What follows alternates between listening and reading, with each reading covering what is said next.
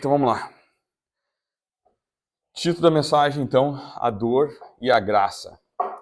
E eu vou começar com um versículo muito bonito, talvez vocês já conheçam ele, que está na tela, o Salmo 50:15, que diz assim: Invoca-me no dia do perigo, eu te livrarei e tu me darás glória. Aleluia. Tem uma outra tradução que diz assim: Invoca-me no dia da angústia, eu te livrarei e tu me glorificarás. E aí eu fiz aquela coisa que é até um pouco clichê, mas acho que faz parte para a gente se aprofundar um pouco mais, que é procurar no dicionário o significado de angústia. E aí o dicionário lista dois significados distintos. O primeiro é estado de ansiedade, inquietude, sofrimento, tormento. O segundo resultado é estreiteza, redução de espaço ou de tempo, carência, falta. Então, quando a gente se aprofunda nesse salmo, a gente pode ver claramente que Deus cuida de nós em momentos difíceis, sim ou não? Eu acho que é algo que a gente consegue já imediatamente concluir. Só que eu acho que vai um pouco mais além desse entendimento de que Ele cuida da gente nos momentos difíceis. Porque talvez Ele também quer que a gente entenda o princípio da fé. Né? O princípio do crer nos planos de Deus. Crer que os planos dele são maiores do que os nossos. E que os propósitos dele existem apesar de, frequentemente, a gente não entender ou não enxergar. E a resposta de Deus para todas as angústias que a gente vive está na promessa dele. Qual que é a promessa dele? É o livramento, é a salvação por toda a eternidade. Ali está a resposta para toda angústia que a gente vai passar nessa vida. O que Jesus falou sobre esse mundo? Nesse mundo tereis aflições. E aí Jesus conecta a segunda parte do versículo exatamente com a promessa de Deus. E ele diz assim, mas tem de bom ânimo, eu venci o mundo. Se ele venceu o mundo, ele está preparando a nossa morada, é para lá que a gente vai. Então ali está a resposta para as nossas inquietudes, para a nossa angústia. A resposta de Deus para as nossas angústias, então, está em viver essa promessa. O que eu quero dizer com viver essa promessa? Não basta a gente vir aqui sábado de manhã e eu lembrar a todo mundo que tem a promessa da eternidade, que a dor vai passar, o choro vai passar. Se no dia a dia a gente não viver essa promessa, o que é eu viver? É eu saber que eu vou passar por problemas, que vai doer, que eu vou chorar, mas eu não me entregar para isso, não entregar a minha vida para esse problema. É eu falar, Deus, eu estou passando esse problema, mas eu vou olhar para a eternidade. Eu vou relembrar alguma coisa que eu já tinha explicado uma vez, que eu vi numa pregação, e a pessoa tinha fisicamente isso que eu vou explicar, então foi super didático, apesar de não ter preparado isso fisicamente. Eu vou tentar traduzir isso em palavras para vocês entenderem. Imaginem uma corda. Essa corda se inicia aqui, e a gente estica essa corda até a casa de vocês. Tá? Uma corda daqui até a casa de vocês. Só imagina isso. Agora imagina que nesse pedacinho que está aqui, na minha frente, eu amarrar uma fitinha vermelha desse tamanho. Tá? Essa fitinha vermelha desse tamanho representa a nossa vida aqui na Terra. E o resto da corda representa a eternidade. Isso é uma maneira bem didática da gente entender o seguinte: a gente se preocupa e se desgasta e se entrega para problemas que são pequenininhos, que são absolutamente insignificantes diante do resto. Se eu começar a olhar para a eternidade, o meu problema diminui de tamanho. Eu não estou dizendo que o sofrimento diminui, não é o que eu estou dizendo. Mas o meu problema diminui de tamanho. Faz sentido? Isso é viver a promessa. É a cada momento, a cada dificuldade, a cada problema, eu lembrar dessa fitinha vermelha que eu acabei de falar para vocês. E pensar, eu vou me consumir por causa desse espacinho ou eu vou olhar para o resto da corda? Isso é viver a promessa. O ponto alto desse salmo que a gente leu, Salmo 50:15, é clame a mim no dia da angústia. Você não está conseguindo parar de olhar para a fitinha vermelha? Você clama a Deus. De Deus, coloca o meu olho na eternidade, por favor. Coloca a minha visão, meu entendimento na eternidade. Salmos 34, 19.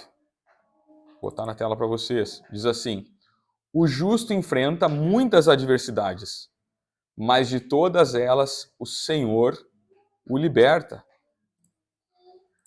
É isso, galera. A gente vai olhar para essa fitinha vermelha e vai falar: Deus, me coloca ali na parte mais longa. E assim Deus te faz centrar o coração, centrar a atenção para o que é correto, para o que é eterno. Ele vai te livrar. Sabe por quê? Porque nenhuma aflição, nenhuma angústia vai além da fitinha vermelha. Zero. Nenhuma. Tudo morre e acaba nesse pedacinho. Daqui para frente é só alegria. Todas as adversidades estão no controle de Deus. Absolutamente nada foge do controle dele, sim ou não? Olha o que diz em Romanos 8, 28. Diz assim: estamos certos de que Deus age em todas as coisas, com o fim de beneficiar todos os que o amam, dos que foram chamados conforme seu plano. Eu vou repetir. Se vocês entenderem esse versículo, vocês entenderam a eternidade. Estamos certos de que Deus age em todas as coisas, com o fim de beneficiar todos que os amam, todos que o amam, dos que foram chamados conforme seu plano. Esse versículo aqui, a gente podia passar o dia inteiro falando sobre ele, revela muita coisa.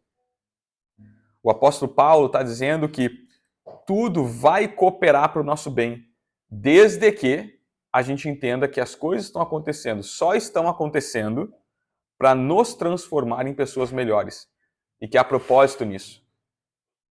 Eu não estou dizendo que toda a dor que você tem na vida é Deus que coloca sobre você. Mas Deus usa essa dor. Deus usa o problema para te beneficiar. Para te fazer mais forte. Para te fazer melhor. Para te dar um propósito. Quer ver um exemplo?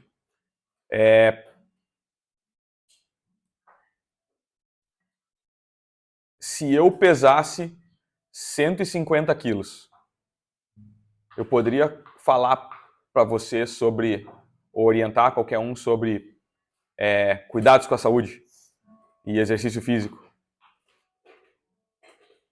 Não. Agora, imagina que eu sou um cara maromba, super saudável, que eu vou na academia todos os dias, e eu me arrebento na academia, saio de lá todo dolorido, tenho que tomar um banho na banheira depois para relaxar, porque eu estou todo lascado. A dor que eu estou recebendo todo dia de manhã me leva a passar por um processo que me ajuda a ajudar você, sim ou não? Então, um exemplo bem bobo de como que Deus pode usar a nossa dor do dia a dia para nos transformar em alguém melhor, para colocar um propósito na minha vida. Outro exemplo, imagina que eu passo por um acidente, sobrevivo ao acidente, e nesse acidente eu perco 2 dos meus melhores amigos. É uma dor, é algo que vai me traumatizar para o resto da vida. Mas Deus pode colocar um propósito na minha vida por causa dessa dor. Eu posso, por exemplo, começar a ministrar a pessoas que perderam entes queridos ou que perderam amigos queridos em acidentes e que estão traumatizados com isso. Porque eu passei pelo processo. E aí eu me entreguei para Deus, Deus me curou, eu entendi como é que Deus age, e a partir desse momento eu começo a ajudar aqueles que não conhecem a Deus, que não têm a oportunidade de serem curados por Deus. Então Deus me dá um propósito de vida por uma dor que o mundo me causou. Faz sentido? É isso que Paulo está dizendo quando diz que tudo coopera em favor daquele que ama a Deus. Amém? Todas as coisas cooperam para a gente ser melhor, para a gente avançar. O momento de angústia e dor são momentos que Deus pode usar nas nossas vidas. Especialmente se as dores são causadas por amar Cristo. Aqui a gente atinge o nosso potencial completo. Se a gente está sofrendo qualquer coisa nesse mundo, como consequência do nosso amor a Cristo, cara, aqui é onde Paulo diz, eu sou forte quando eu estou fraco. Aqui é que a gente é cheio do poder de Deus. Se a gente está sofrendo por condenar o pecado desse mundo, por exaltar o caráter de Cristo e todos os princípios por trás disso, é nessa hora que o nosso potencial máximo é atingido. A dor vem então para produzir força em nós, produzir autoridade, nos levar a atitudes em relação à dor. Em si, significa para nós quais caminhos a gente vai escolher depois de conhecer a dor. Ou seja, eu passei por uma dor, eu vou ter novas atitudes, e isso vai gerar em mim um comportamento diferente depois de eu ter conhecido essa dor. Por exemplo, se eu sou irresponsável no meu trabalho e insubordinado, e aí eu perco meu emprego, essa dor que me causou, porque eu sou um pai de família, porque eu sou um provedor, ela vai me fazer no próximo emprego, ou teria que me fazer, se eu entender o que aconteceu ali, teria que me fazer no próximo emprego não ser insubordinado e ser uma pessoa dedicada. Faz sentido? A dor, ela até pode ter vindo para nos destruir. Vão ter situações no mundo, na vida, em que a dor vai vir para nos destruir. Só que Deus pode usar ela para nos transformar. Essa é a diferença entre o justo e o iníquo. Essa é a diferença entre aquele que entende o princípio do que a gente está conversando aqui e aquele que não entende. A dor vem para me destruir. Só que se eu entender o princípio de Deus por trás disso, Deus usa ela para me transformar, amém? Ele usa ela para nos trazer desenvolvimento, para nos ensinar a sair da zona de conforto e tantas outras coisas. Quando Deus está usando ela, essa dor, ela nos eleva, ela não nos rebaixa. Eu vou repetir isso. Quando Deus está usando a dor, essa dor, esse processo nos eleva, não nos rebaixa. E isso aqui é onde a gente comete muito erro. Quando a gente está passando por um processo dolorido, a gente está passando por um desafio na vida, a gente se sente menor. Mas se eu te falar, se você entender a pregação de hoje, você vai entender que, na verdade, esse processo vai te elevar. Talvez não aos olhos do mundo, mas aos olhos de Deus, certamente. Você quer ser elevado aos olhos do mundo? Quer ser elevado nesse trechinho dessa fita vermelha? Ou você quer ser elevado na eternidade, aos olhos de Deus? O apóstolo Paulo passou por momentos desafiadores na sua jornada. Lembra que dias atrás a gente falou isso? A gente falou que Paulo foi preso e provavelmente ele foi preso à base de pancada. Eu expliquei isso, né? Naquele momento eu duvido que convidaram Paulo para entrar na carruagem do rei. O senhor pode, por favor, nos acompanhar? O senhor pode, por favor, entrar na sua cela, nos seus aposentos? Cara, ele foi pego no cabresto, ele tomou paulada, ele apanhou na prisão, passou fome, foi alimentado a pão e água. Mas, vocês já pensaram que se Paulo não tivesse sido preso, ele não teria escrito tantas cartas para as igrejas? E que se ele não tivesse sido preso e ter apanhado na prisão, uma boa parte do Novo Testamento que nos guia hoje não estaria disponível para a gente? E aí você olha para Paulo no passado, você via um cara já usado pela vida, um cara que passou por naufrágio, que foi mordido por cobra, que foi preso, que foi morto, que foi acusado de colocar fogo em Roma. Era um cara que era escória da sociedade. Aos olhos do mundo, ele estava sendo rebaixado, sim ou não? Mas quando hoje a gente consegue olhar para trás e olhar com os olhos de cristão, Paulo está elevado, sim ou não? É isso, galera. É disso que se trata. Amém? Os desafios que ele enfrentou foram muito além da perda da liberdade. Envolve muitas coisas, inclusive no âmbito espiritual. Dentre os desafios que Paulo passou, ele passou um desafio com a igreja de Corinto, que era contrário ao evangelho que ele estava pregando. Eu vou abrir um parêntese só para contextualizar a igreja de Corinto. Era uma igreja muito abençoada, só que começou a se achar demais.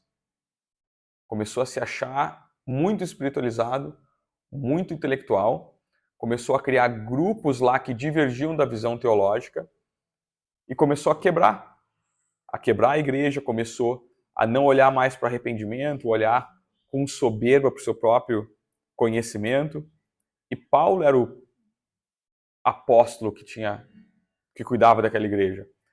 Então, contextualizando, Paulo ele se dá conta, ele encara essa situação com a igreja de Corinto.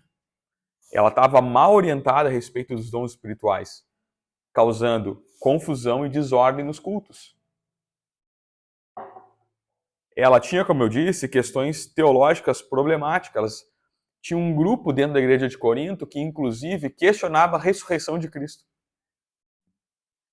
Tinha um grupo que questionava a autoridade de Paulo e dos outros líderes que implantaram aquela igreja. Ou seja, de fato, a missão de Paulo com a igreja de Corinto era grande e desafiadora. E aí vocês têm que pensar o seguinte: vocês não têm que pensar assim, que era só uma igreja, para entenderem o tamanho do desafio de Paulo. Paulo ele já tinha visão. A gente tem que ter a mesma visão que ele tinha. Aquela era uma das primeiras igrejas que estabeleceria o cristianismo pelos séculos que vinham pela frente. Era a base. Paulo estava lidando com problemas na base, na fundação da igreja. Se aquela igreja não entendesse o seu propósito, isso podia arruinar toda a evolução do cristianismo. Paulo entendia isso. Então o desafio para ele era muito grande. Não era só uma igreja. Não é só a gente ter problema entre a gente aqui. Ia muito além disso.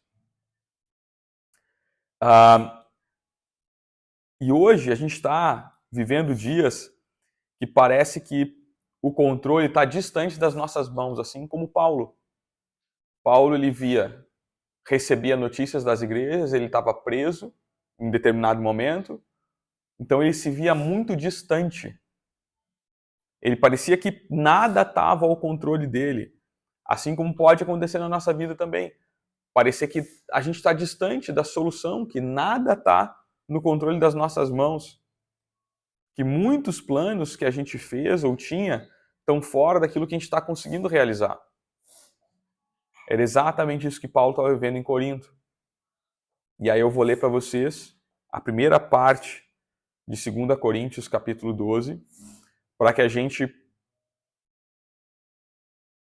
seja tocado pelo Espírito Santo nessa manhã e que, ao ler essa palavra, o Espírito Santo venha revelar no coração de cada um algo específico, para tratar algo específico que está no teu coração, amém? Eu não vou colocar na tela, porque na tela eu não tenho a versão mais nova, e a versão tradicional ela é de um nível intelectual muito acima do meu, então eu não consigo acompanhar, então eu prefiro usar a versão mais nova, fica mais fácil. Então eu vou ler para vocês, 2 Coríntios 12, versículos 1 a 6, que fala das visões e revelações de Paulo. Lá diz o seguinte: embora não adiante nada, eu preciso me gabar de mim mesmo. Agora vou falar a respeito das visões e revelações que o Senhor me tem dado. Conheço um cristão que há 14 anos foi levado, de repente, até o mais alto céu. Paulo está falando dele mesmo. Não sei se isso, de fato, aconteceu ou se ele teve uma visão. Somente Deus sabe. Repito, sei que esse homem foi levado, de repente, ao paraíso. Não sei se isso de fato aconteceu ou se foi uma visão. Somente Deus sabe. E ali, ele ouviu coisas que palavras humanas não conseguem contar. Eu me gabarei deste homem, mas não me gabarei de mim mesmo, a não ser das coisas que mostram as minhas fraquezas. No entanto, se eu quisesse me gabar de mim mesmo, isso não seria loucura, porque estaria dizendo a verdade.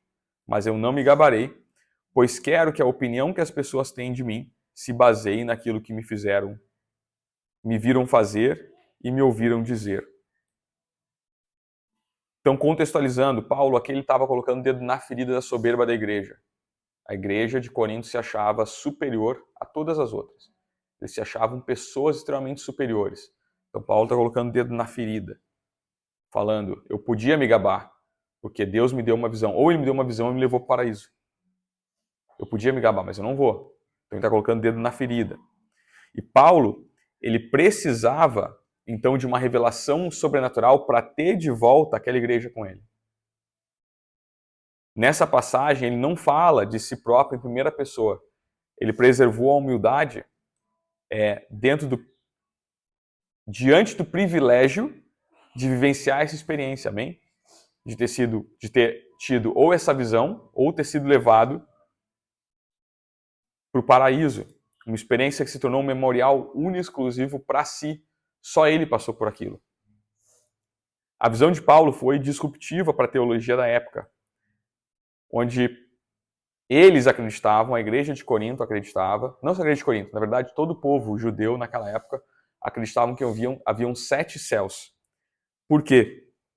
Eles foram ensinados sobre os 7 céus no Talmud. O que era o Talmud? Talmud era um dos livros básicos da religião judaica. Ele tinha a lei de Moisés, só que ele também tinha doutrinas judaicas, a moral e tradição dos judeus.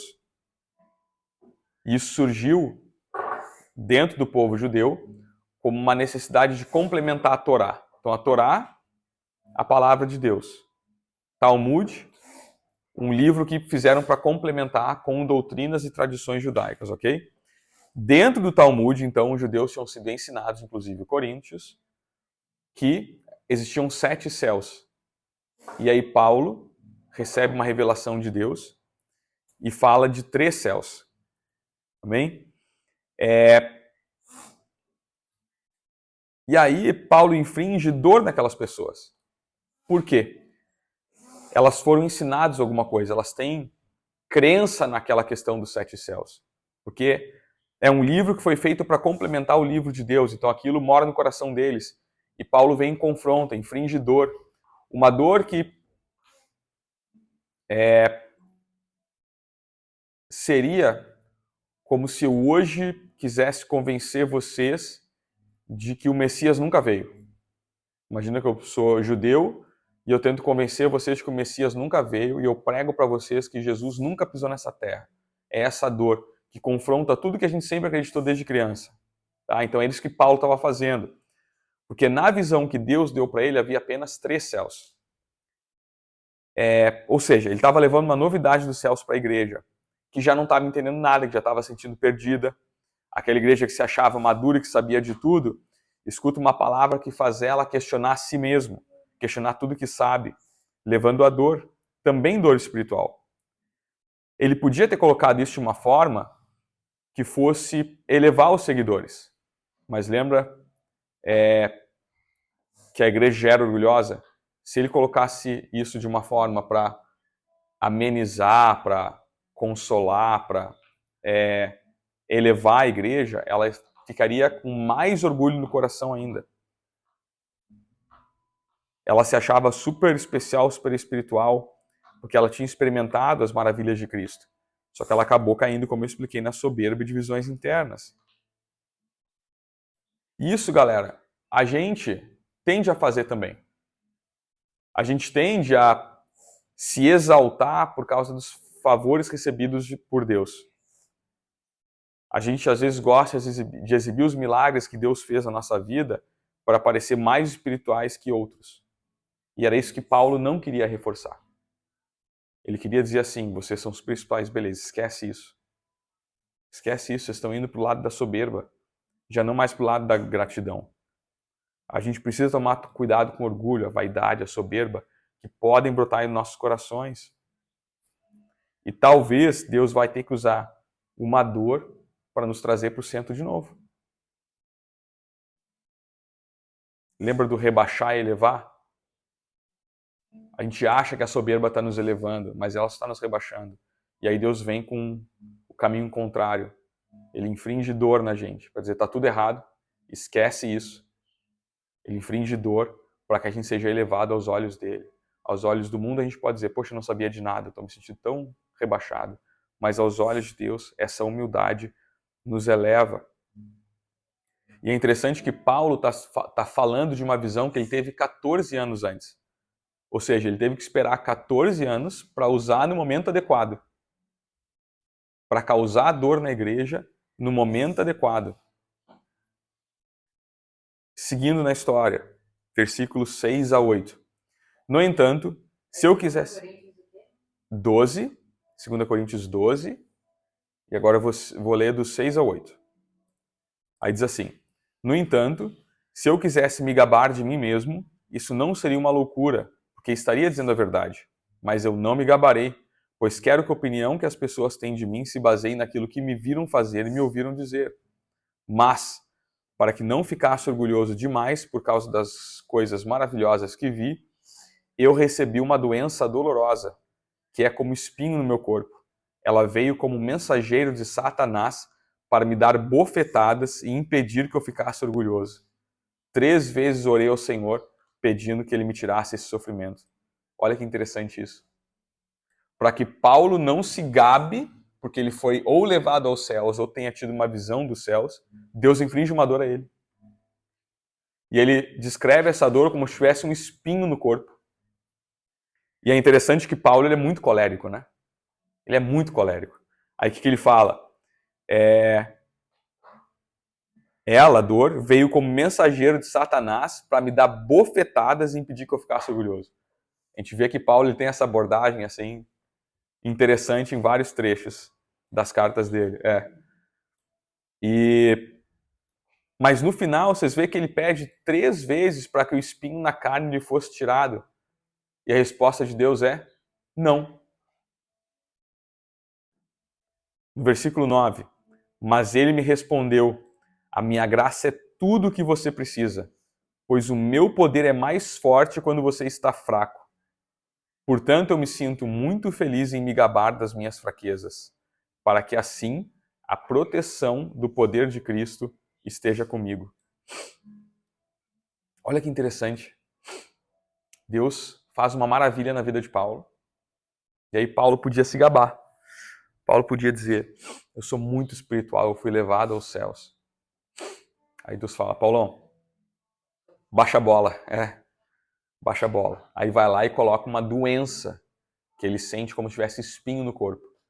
E aí 3 vezes ele clama a Deus e Deus fala: não vou tirar essa doença. Não te esquece quem tu és.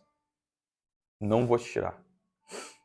Mas aí a gente vê que Paulo entende e que ele se alegra com esse não. Porque ele entende o princípio do elevar e rebaixar, que eu estou tentando explicar para vocês hoje. E ele se alegra. Esse espinho, até existem opiniões divergentes. Lutero, por exemplo, tratou esse espinho, essa doença, como as perseguições que Paulo sofria dos seus próprios irmãos, a quem entregava tanto amor. Ainda que haja uma divergência se era algo físico ou emocional, o fato é, existia algo em Paulo que machucava muito ele a ponto de ele interceder para Deus 3 vezes, pedir para aliviar e Deus falar: aguenta o tranco. Romanos 9, versículo 3, está na tela, diz o seguinte: porquanto eu mesmo desejaria ser amaldiçoado e separado de Cristo por amor de meus irmãos, que são meus parentes segundo a carne. Ou seja, existia ali algo realmente entre Paulo e os irmãos, inclusive muitos teólogos comentam sobre uma treta entre Pedro e Paulo, eu falei disso uma vez aqui, posso tratar disso outro dia. Mas Paulo, então, ele amava aquelas pessoas, ele amava os irmãos, só que estava sendo perseguido por muitos deles. Por quê? Porque ele infligiu dor, ele questionou, ele rebaixou as pessoas aos olhos do mundo falando: cara, vocês não sabem de nada. Volta aquilo que eu expliquei dos 7 céus, dos 3 céus. Vocês não sabem de nada, estão falando das gerações que têm 7 céus, isso está humilde, não é a palavra de Deus. Eu recebi revelação de Deus e só vi 3. Então os outros, quando se sentem rebaixados, começam a perseguir Paulo. E aí a gente lê a questão do espinho na carne, a gente vê que a resposta de Deus foi: minha graça te basta. Por quê? Porque sem essa dor o poder de Cristo seria desperdiçado. a soberba tomaria conta do coração daquele homem. Jesus não removeu o ponto da dor, mas colocou graça nele. Eu vou repetir, Jesus não removeu a dor, mas colocou graça nele. Isso serve para nossas dores também, galera. Às vezes Jesus não vai remover, mas ele pode colocar graça. Momentos onde as dores são mais profundas, como em Paulo, Jesus coloca a graça para aliviar o peso da dor. E é disso que a gente precisa. Da graça que vem do Espírito Santo em nós, da graça que nos faz ouvir o nosso irmão, da graça que nos faz voltar atrás em decisões erradas que a gente tomou. Às vezes de maneira impulsiva. Da graça que nos faz amar aqueles que nos atacam. Amar através da graça, em que Paulo veio através da dor. A gente é insuficiente para amar, sim ou não? A gente é facilmente derrotado por um espinho, uma dor. Se alguém infringiu uma dor em ti, que você descreve como sendo espinho na tua vida, você não vai amar essa pessoa. Um chefe, um ente querido, um amigo, você não vai amar, porque a gente é insuficiente. Só que a gente precisa aprender o caminho que nos leva a cair, a ser rebaixados aos olhos dos homens, mas elevados aos olhos de Deus. E dizer, Senhor, coloca a graça onde há dor. O Espírito Santo está nos depositando graça, ajuda e amor para que a gente possa ir além daquilo que a gente está acostumado. De julgar, de recriminar. Amém? Seguindo, no versículo 10, Paulo fala assim, eu me alegro também com as fraquezas, os insultos, os sofrimentos, as perseguições e as dificuldades pelas quais passo por causa de Cristo. Porque quando perco toda a minha força, então tenho a força de Cristo em mim. É isso que Paulo fala, quando eu estou fraco, eu estou forte. Porque quando se acabam as forças dele para lidar com todo o sofrimento que ele está passando, é aí que vem a força de Cristo. E galera, dá para a gente comparar a força de Cristo com a nossa força? Te esvazia. Não tenta vencer na tua força. É isso que Paulo está querendo te explicar e eu também. Você vai passar por insultos, sofrimentos, perseguições, dificuldades. Por causa de várias coisas e também por causa de Cristo. Não tenta lidar com tudo isso na tua força. Entrega isso para Deus, te esvazia de ti mesmo e te diz, Senhor, eu não tenho força, porque aí Cristo te enche de força. E aí a força dele não é mais a tua. Eu não preciso falar para vocês o que a força de Cristo é capaz de fazer. Vencer a morte, ressuscitar.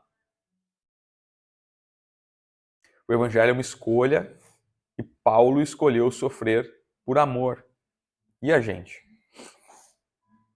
A dor daquele espinho que o amargurava, que o feria, 64 anos depois de Cristo, os cristãos foram perseguidos e mortos no reinado de Nero, não teriam achado no martírio um privilégio de morrer por Cristo? Vou explicar. É meio confuso, mas eu vou explicar. 64 anos depois de Cristo, a gente está na fase do reinado de Nero. Comentei isso recentemente. Nero perseguia os cristãos. Nero colocou culpa nos cristãos pelo fogo que pegou em Roma. Então ele perseguia os cristãos. E ele era muito sádico. Ele foi rebaixado aos olhos dos homens porque ele queria comprar, expandir o palácio, queria comprar uma área, o parlamento não aprovou o orçamento, ele se sentiu rebaixado, se sentiu humilhado, colocou a culpa em alguém. Em quem que ele colocou a culpa? Nos cristãos. O cristianismo estava surgindo em Roma naquele momento. E aí ele coloca os romanos contra os cristãos. E você sabe o que é feito com os cristãos? Os cristãos são usados como postes nas ruas. Cristãos são amarrados nos postes ao longo dos caminhos e são incendiados vivos. Sabe o que a história conta? A história conta que essas pessoas que eram incendiadas vivas, elas estavam louvando a Deus. Quando eles eram amarrados, o primeiro lá colocava fogo, um soldado colocava fogo no primeiro cristão amarrado no primeiro poste. Quando ele não conseguia mais louvar, porque estava gritando de dor ou morrendo, o cristão do próximo poste começava a louvar. E aí vinha um soldado e colocava fogo naquele. Quando aquele não conseguia mais louvar, o próximo começava a louvar. Isso é ser mártir por Cristo. É uma coisa que eu espero que nenhum de nós passe. Mas dentro da nossa realidade, no nosso contexto, será que a gente acharia um privilégio morrer por Cristo? Como aquelas pessoas achavam? Como Paulo achava? Será que na hora da dor a gente ia negociar, se nós estivéssemos lá, a gente ia negociar com um soldado romano? Na hora da dor, a gente ia falar, não, peraí, eu nem sou tão cristão assim. Não, peraí, na verdade, meu irmão é cristão, eu estava na igreja só para ajudar, porque, sei lá, eu precisava do carregador emprestado. E aí, na hora da dor a gente negocia? Ou na hora da dor a gente fala, Senhor, eu tô contigo, não importa o que aconteça. Tamo junto. Qual que é o nosso comportamento na hora da dor? A gente está disposto a, inclusive, morrer por essa causa? A gente está pronto? A gente vai aceitar ser queimado pelo fogo e louvar o Senhor, sabendo que a gente vai ser um sacrifício para Ele? Ou a gente vai negociar e vai sair correndo? Ou na hora da dor a gente fala, eu acho que eu estou passando por isso, porque ou Deus não gosta de mim, ou Ele não está presente, ou Ele nem existe, então eu vou me afastar.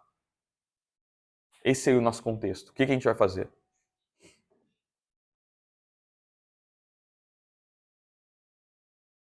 Mas aí eu volto para aquilo que a gente falou no início. Aos olhos dos romanos, os judeus eram a escória da humanidade. Eles eram escravos. Eles não podiam caminhar no mesmo lado da rua. Eles eram rebaixados a ponto de serem usados como postes para iluminar as ruas da cidade. Mas aos olhos de Deus, aquelas pessoas louvando até o último segundo antes de morrer, aquelas pessoas foram elevadas. E elas receberam um lugar especial no céu, porque é essa promessa que Deus faz. Que Cristo faz, sim ou não? E aí? Quem nessa história é você? Lembra que a gente falou que tudo coopera em favor daquele que ama Cristo? Você pode não entender, mas se você amar Cristo, se você se esvaziar de você mesmo, pedir pela força de Cristo, aí você é elevado, amém? Tudo está caminhando para o fim, o desejo de Deus é nos ver glorificando e nunca desistindo, assim como os mártires nunca desistiram. Então, galera, não desiste na hora da dor. Entrega para Cristo. E é na hora que você está fraco, é a hora que você está forte. Amém?